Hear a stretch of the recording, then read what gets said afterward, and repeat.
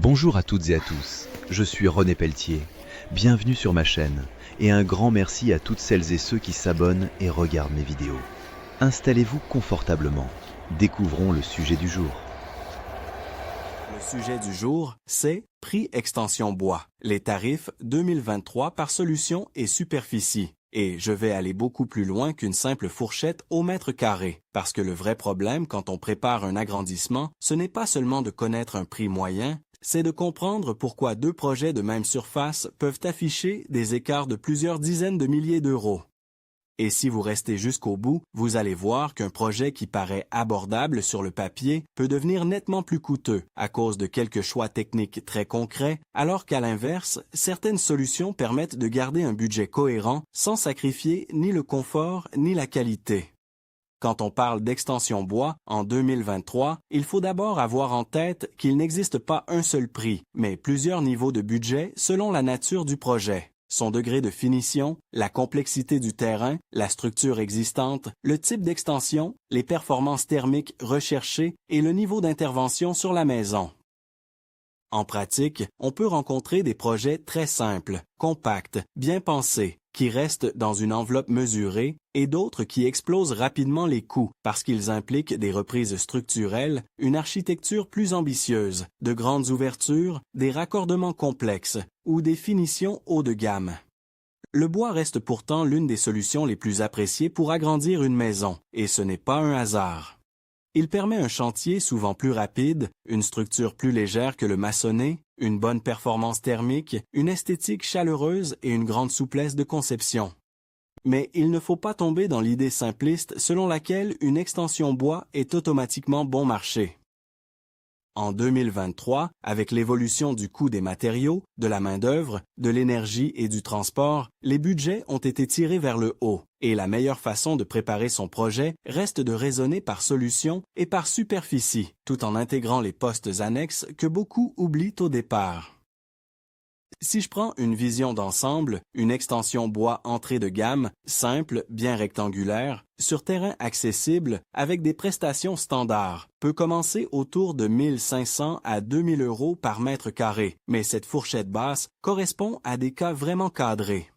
Dès qu'on passe sur une réalisation plus complète, mieux équipée et mieux finie, on se situe très souvent entre 2 000 et 3 000 euros par mètre carré. Et sur des projets architecturaux, très vitrés, avec surélévation, contraintes techniques ou finition premium, on peut monter entre 3 000 et 4 500 euros par mètre carré, parfois davantage. Ce qui compte donc, ce n'est pas seulement le prix affiché, c'est ce qui est réellement inclus. Entre un prix hors d'eau, hors d'air, un prix prêt à décorer et un prix clé en main, la différence est majeure. Beaucoup de personnes voient une annonce de constructeur avec un tarif attractif, puis découvrent ensuite que les réseaux, les revêtements, la peinture, certains raccordements, voire les études ne sont pas compris. C'est souvent là que naissent les mauvaises surprises. Pour être concret, je préfère raisonner à la fois par type de solution et par taille de projet, parce qu'une petite extension coûte presque toujours plus cher au mètre carré qu'une surface plus grande. Les frais fixes pèsent davantage sur 15 ou 20 mètres carrés que sur 40 ou 50. Il faut l'étude, l'installation de chantier, les fondations, les raccordements, la toiture, les menuiseries, l'ouverture dans l'existant, et tous ces postes ne diminuent pas proportionnellement quand la surface baisse. C'est pour cela qu'une extension de 15 mètres carrés peut parfois sembler très chère en prise unitaire, alors qu'une extension de 35 mètres carrés offre un meilleur équilibre budgétaire au mètre carré. Si je commence par l'extension bois la plus courante, c'est-à-dire l'extension latérale à ossature bois sur dalle ou fondations adaptées, on est généralement sur une solution performante, polyvalente, qui peut accueillir un salon, une chambre, un bureau, une suite parentale ou une pièce de vie ouverte sur le jardin.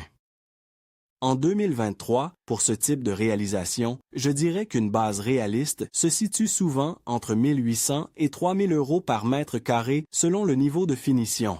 Pour une surface de 15 à 20 mètres carrés, on peut envisager un budget global aux alentours de 30 000 à 55 000 euros. Mais on peut aussi dépasser ce seuil si le projet intègre de grandes baies vitrées, une toiture terrasse techniquement plus exigeante, des finitions soignées ou des contraintes d'accès. Pour 20 à 30 mètres carrés, les budgets se situent très souvent entre 40 000 et 75 000 euros. Pour 30 à 40 mètres carrés, on est fréquemment dans une zone de 60 000 à 100 000 euros. Et au-delà, tout dépend de l'ambition du projet, mais une extension de 50 mètres carrés bien finie peut facilement atteindre 100 000 à 150 000 euros. Ces chiffres ne doivent pas faire peur, ils doivent surtout servir de repères honnêtes. Ce qui fait varier cette extension latérale, c'est d'abord le type de fondation. Si le terrain est simple, stable, bien accessible, avec peu de terrassement, le coût reste maîtrisé. Mais s'il faut des fondations plus profondes, gérer une pente, un sol argileux, un accès engin difficile ou des reprises au droit de l'existant, la facture grimpe vite. Ensuite, la toiture pèse beaucoup.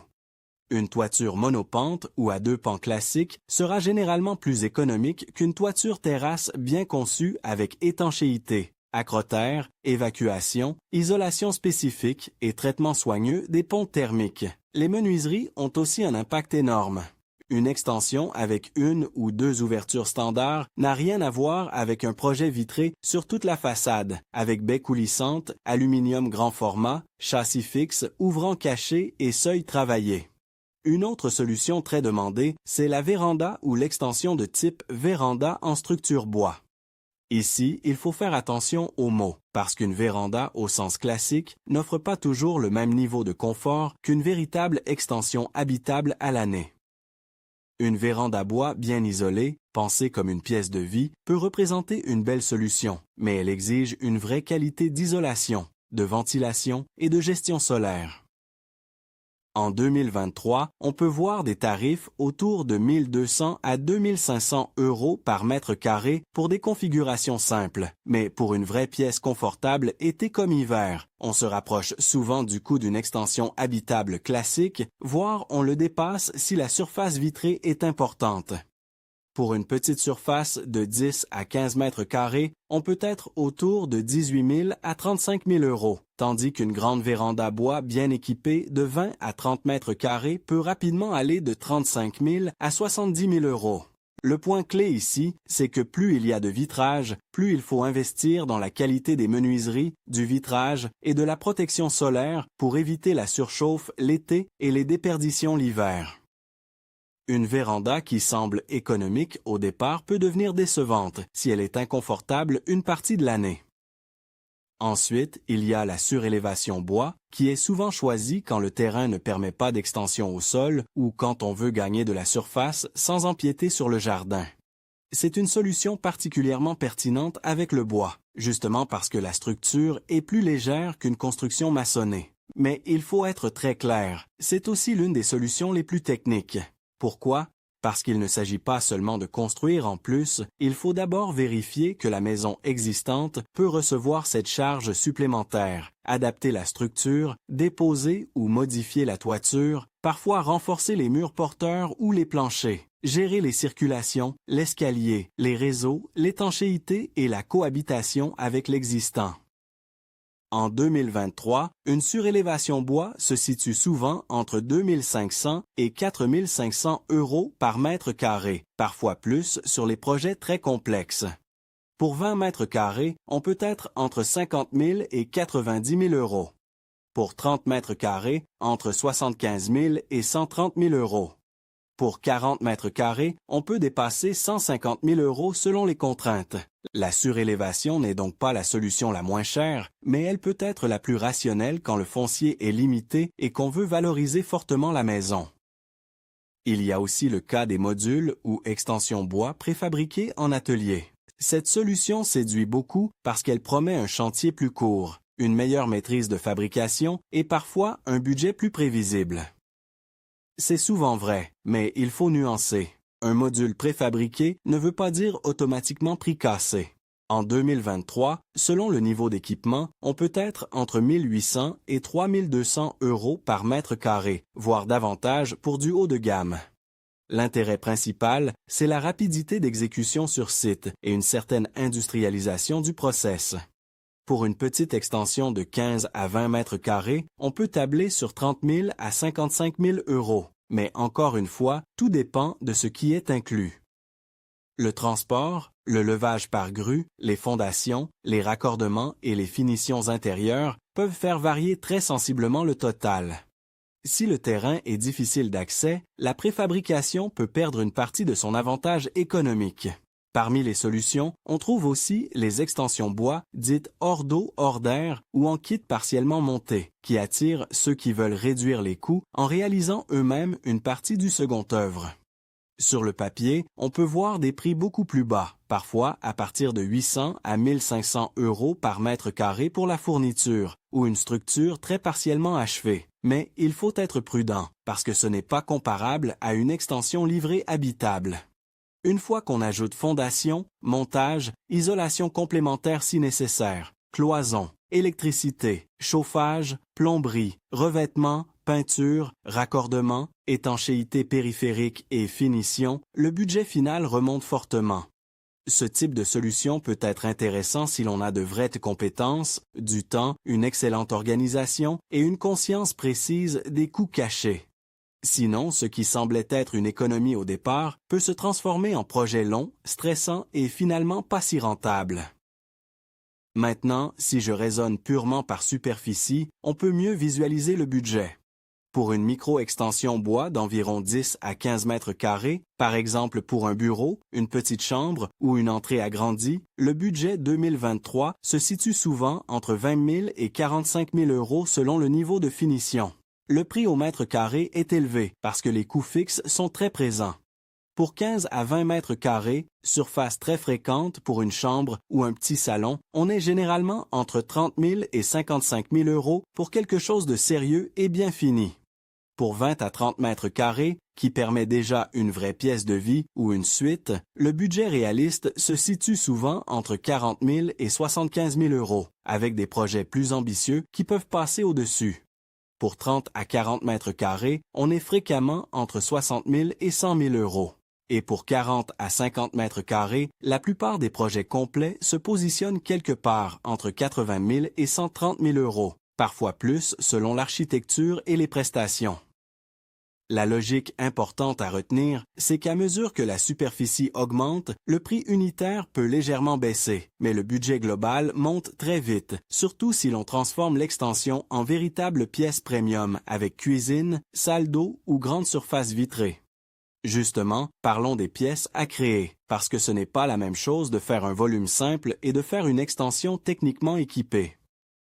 Une chambre ou un salon sans point d'eau ni cuisine reste plus simple et moins coûteux qu'une extension destinée à recevoir une cuisine avec évacuation, arrivée d'eau, ventilation, circuits spécifiques, électroménager intégré et finition plus exigeante. Une suite parentale avec salle d'eau ajoute aussi des coûts de plomberie, d'étanchéité, de carrelage, de ventilation et d'équipements sanitaires. De même, une extension de bureau très sobre pourra rester plus accessible qu'une grande pièce de vie ouverte, très vitrée, avec continuité de sol, seuil affleurant, chauffage intégré et forte exigence esthétique. Il faut aussi intégrer le coût de l'ouverture dans le mur existant, qui est souvent sous-estimé. Quand on crée une extension, le budget ne concerne pas seulement la nouvelle surface, il concerne aussi la manière dont on la relie à la maison. Ouvrir un mur porteur, poser un linteau ou une poutre, reprendre les charges, refaire les finitions intérieures, parfois déplacer un radiateur, une cuisine, des réseaux ou une baie existante, tout cela peut représenter plusieurs milliers d'euros, parfois bien plus si la configuration est complexe. Beaucoup de devis affichent un bon prix sur l'extension elle-même, mais l'interface avec l'existant est le vrai point sensible. Autre poste majeur, l'isolation et la performance énergétique. Le bois est naturellement associé à une bonne enveloppe thermique, mais tout dépend du niveau recherché. Une extension bien conçue en 2023 doit être confortable en hiver comme en été. Cela suppose une isolation de qualité dans les murs, la toiture et le plancher, une bonne étanchéité à l'air, des menuiseries performantes, une ventilation cohérente et une attention à l'orientation. Plus on monte en gamme thermique et acoustique, plus le budget augmente, mais c'est un investissement qui se ressent immédiatement dans l'usage. Une extension mal pensée thermiquement peut coûter moins cher à construire, mais plus cher à vivre et moins agréable au quotidien. La question du bardage est également importante. Le bois en façade peut prendre différentes formes, avec des essences, des profils et des finitions variées. Un bardage simple en résineux traité n'aura pas le même coût qu'un bardage haut de gamme, saturé, pré-grisé ou en essence naturellement durable. Le rendu esthétique, l'entretien futur et la durabilité vont aussi influencer le choix. Certaines personnes veulent un bois qui grise naturellement, d'autres veulent conserver une teinte d'origine, ce qui peut impliquer un entretien plus suivi. Là encore, le prix de départ ne raconte pas toute l'histoire, car le coût d'usage dans le temps compte aussi. La toiture mérite qu'on s'y arrête un peu plus, parce qu'elle fait souvent basculer le budget. Une toiture inclinée traditionnelle est souvent plus simple techniquement et parfois plus rassurante en termes de durabilité perçue.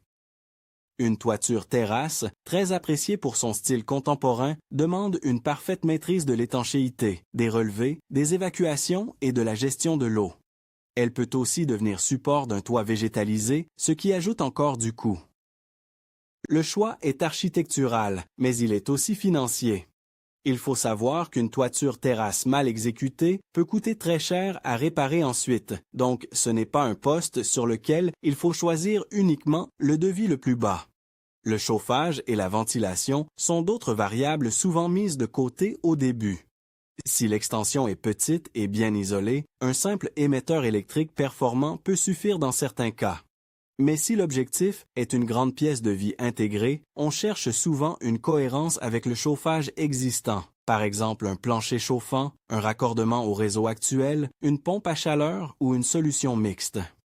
Plus on veut un résultat homogène avec la maison, plus les adaptations peuvent coûter. Pour la ventilation, surtout dans une extension très étanche ou avec salle d'eau, il faut une solution sérieuse.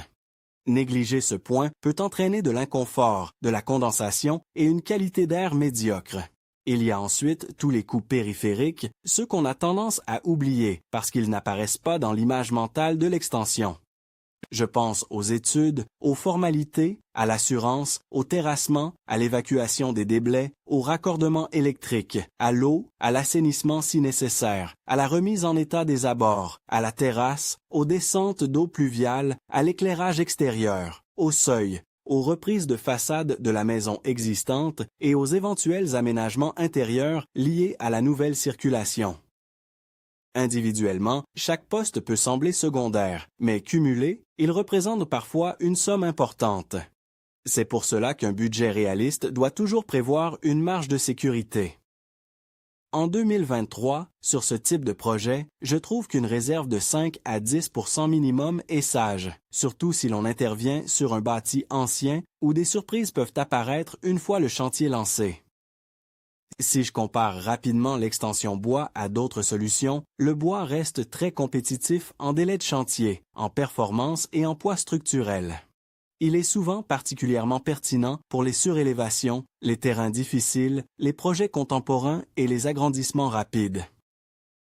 En revanche, il n'est pas toujours le moins cher à finition, égal si l'on compare à des solutions très standardisées en maçonnerie. Tout dépend du contexte local, des entreprises disponibles et du niveau de qualité exigé.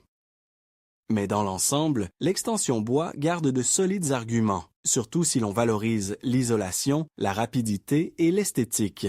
Pour éviter les erreurs de budget, il faut absolument bien définir le niveau de prestation attendu. Quand on demande un devis, il ne suffit pas de dire « je veux 25 mètres carrés en bois ». Il faut préciser la forme, la toiture, le bardage, le niveau d'isolation, le type de menuiserie, le nombre d'ouvertures, le mode de chauffage, les réseaux, les finitions intérieures, les revêtements de sol, la peinture, les équipements éventuels et la nature exacte de la liaison avec la maison. Deux devis peuvent sembler éloignés, alors qu'en réalité, ils ne couvrent pas la même chose. Inversement, un devis séduisant peut masquer de nombreux postes non inclus. Ce travail de clarification est essentiel pour comparer correctement. Je dirais aussi qu'il faut se méfier d'un raisonnement purement au mètre carré. C'est un bon repère de départ, mais cela ne remplace jamais un chiffrage détaillé. Une extension de 25 mètres carrés très simple et une extension de 25 mètres carrés avec baie panoramique, salle d'eau, toiture terrasse et ouverture structurelle importante n'ont rien à voir budgétairement. Le mètre carré ne peut pas résumer seul la réalité d'un projet. Si je devais donner une méthode simple pour estimer un budget cohérent, je commencerais par choisir la solution principale. Extension latérale classique, véranda habitable, module préfabriqué ou surélévation. Ensuite, j'évaluerai la surface réellement nécessaire, sans surdimensionner, parce que chaque mètre carré compte fortement dans le budget final. Puis je fixerai le niveau de finition souhaité, standard, confortable ou haut de gamme. À partir de là, j'ajouterai systématiquement une enveloppe pour l'ouverture sur l'existant, les raccordements et les imprévus. Cette méthode évite de partir sur un projet irréaliste financièrement. En termes d'arbitrage, il y a des choix qui coûtent cher et d'autres qui optimisent le budget.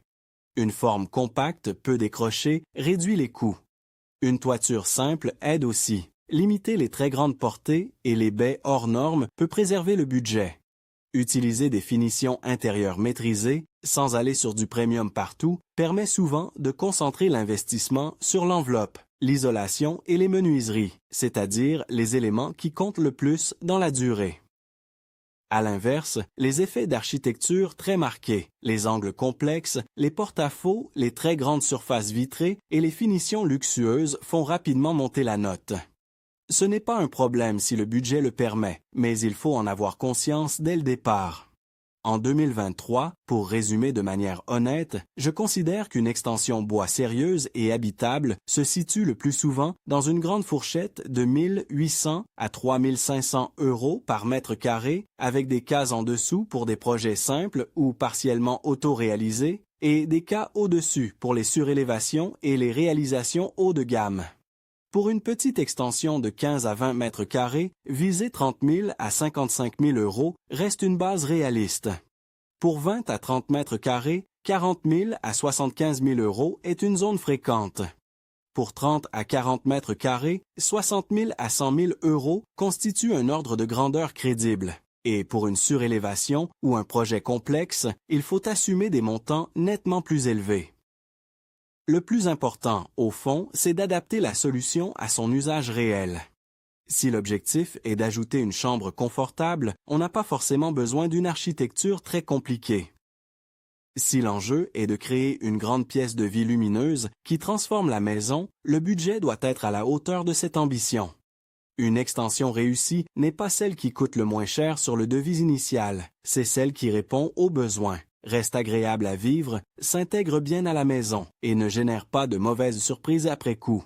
Et c'est précisément pour cela que comprendre les prix d'une extension bois en 2023 par solution et superficie est si important, parce qu'avec les bons repères, on évite les illusions, on pose des choix plus intelligents et on lance un projet qui tient réellement la route sur le plan technique, esthétique et financier.